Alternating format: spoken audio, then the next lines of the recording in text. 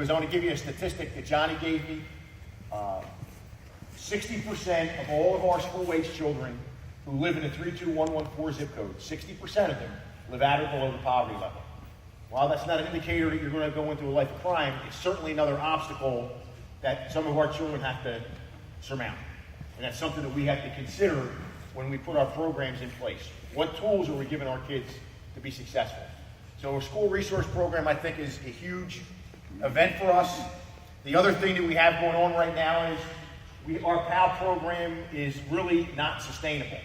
We have some funding for it, and we can handle a certain amount of kids. Those kids all attend the YSG Center. Our PAL program is geared toward reading and education and social skills more than it is geared toward sports. We have enough sporting events here, we think, that we need to look toward education. So Gib from Toyota is my chairperson. He has challenged 25 business leaders to contribute between $5,000 and $25,000 a year for the next 5 years.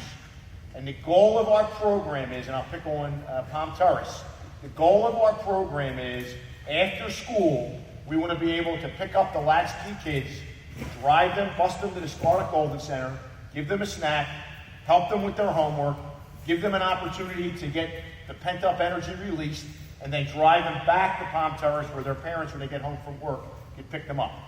And we're estimating we're going to probably need 2 school buses to do that. And we have the tutors, we have the mentors. It's just a matter of getting the funding.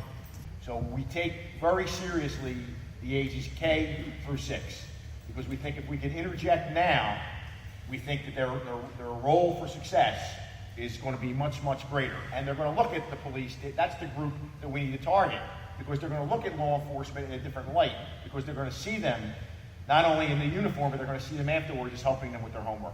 They're going to see them as helping them not only as their coach, but as a mentor, and taking them to do different things. Diversity in law enforcement. Everybody in America is clamoring for diversification. Not only because it's the right thing to do morally and ethically, but you can't police a community if everybody thinks the same and looks the same. Because that's not how our community is made up. Everybody thinks differently. Everybody's life experience is different. But we have a problem in the state of Florida that reflects the rest of the country. Last year, 3,100 people graduated from Florida law enforcement academies, okay? 3,100. Less than 400 were African American. So if you do the math, there's 67 counties, that's like 5.3 African American officers per county. Now we have what? 12 law enforcement agencies here in Volusia County?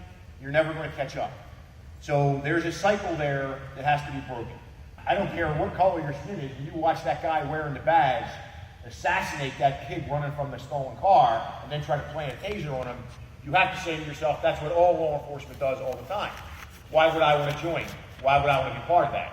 When in reality, it's the opposite. But that's a hell of an image to be burned into your head, that somebody who's supposed to be a professional, somebody who you're supposed to call when you're in trouble, just gunned down another human being like he was chasing a deer down, and then tried to drop a taser on him. One of the worst court cases out there is Graham versus O'Connor. Graham versus O'Connor is a United States Supreme Court case that basically says if an officer is in fear for his or her life, they are justified in using deadly force. And the only facts that can be applied to that case are what the officer knew at the time the officer used deadly force. In other words, you can't use hindsight as 20/20. Now, we as police administrators have the ability to make our policies much more stricter than the Supreme Court ruling was. The problem was a lot of police administrators don't want to do that. We've done it here. The entire department has gone through de-escalation training.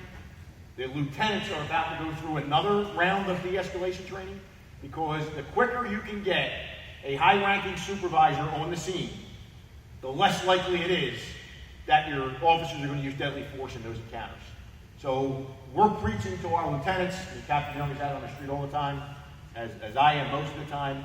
We want you there because the commanders are going to make a much better decision, and the officers are going to be less likely to wing it on their own. So if a sergeant gets there, it maybe cuts it by 15 or 20%. A lieutenant gets there, you're looking at 50%. A captain or above gets there, you're looking at a 90% reduction in use of force cases. And it works. We had an incident here in Daytona Beach shortly after we did the de-escalation training. 2 young officers respond to an individual who's going to crack things. He's off of his psychotic medications. He's running around with a butcher knife trying to stab people on Hudson Street. As the officers are responding, our real-time crime center, which is something nobody else in the state of Florida has, is pumping out information to the officers. The suspect in this case is John Smith. 6 months ago, he was Baker acted. He wanted the cops to kill him. He was armed with a baseball bat. So, all right, now the officer knows I'm going in with somebody who 6 months ago wanted to be killed by the police, who was under the influence of narcotics. So now they can formulate a battle plan. As they come in, they know I'm not going to pull up on this individual, I'll pick on Mike, and walk up to him with a knife, and 10 seconds later I kill Mike when he raises his knife to come at me. So when they pull up, they give themselves plenty of distance. They give themselves maybe 75 or 80 yards, and they start communicating with him. Hey, John, what's going on? You're going to drop the knife. Well, in the interim, they know we're going to stand behind the car. We have the car as a buffer. If he gets that close and tries to come over the hood of the car, we're going to use less than lethal force on him, either a taser or a beanbag shotgun round. And as he keeps coming toward him, and it's all caught on body camera video, once he gets into that distance, they tase him. He goes to the ground, we disarm him. When they talk to him, he tells the officers, I wanted you to shoot me because I want to prove to the community I'm Jesus Christ. And it's all caught on body camera video. So they scoop him up and they take him out and he gets Baker acted. 3 months later, I'm out on my bike, I'm driving through Hudson Street. Guess who's sitting on the step and waved to me? Hey, Chief, how's everything going? And I was like, you poor son of a bitch. You don't know how close you were to getting killed. And it would have been justified. But here he is back on his medication, and life is good. And that's what we have to try to remember when we're dealing with the mentally ill. Now, sometimes there's nothing you can do. You know, like I think you saw a case not too long ago in South Florida where the officer shows up, 2 people are already stabbed to death, and he's coming at that officer. You know, there's some things that you have to do. But for the most part, I think American law enforcement has to shift their focus on the sanctity of human life. You know, we had 10 murders last year, which is the highest number in a dozen years. We solved 8 of them. The other 2 that are open are completely solvable cases.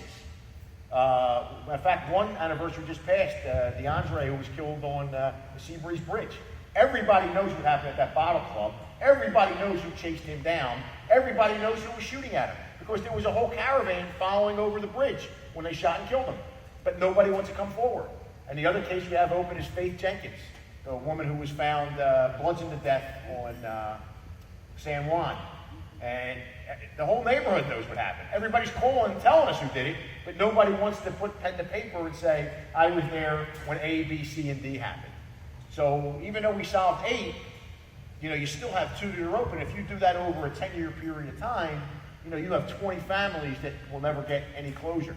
And as you do it, you keep doubling that number, and you see where we're headed. So we're only as good as the information that we get. And the other thing you have to remember is we do hire from the human race. I don't care how many tests I give or how hard I screen, I can't look into what's in a cop's soul. I can't do that.